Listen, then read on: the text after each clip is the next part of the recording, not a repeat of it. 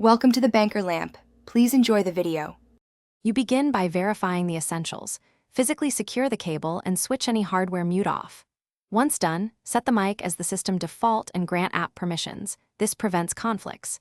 Make sure input meters move when you speak and increase gain slowly to avoid clipping. If you use a USB interface, try a different port. If using 3.5 confirm the correct jack. These immediate checks put you into a reliable state for deeper troubleshooting. You now focus on software. Update the mic or interface driver and firmware to remove known bugs. Once complete, align sample rates between system and app. Mismatch often causes no audio issues.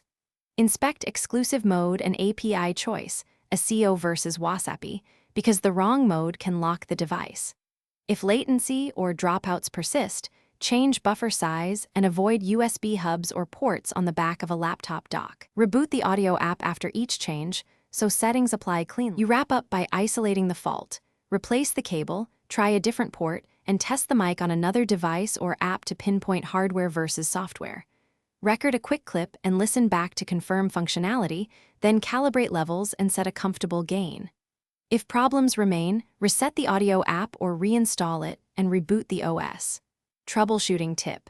If the mic stays silent after all steps, test a known good mic or try safe mode to eliminate third-party software interference.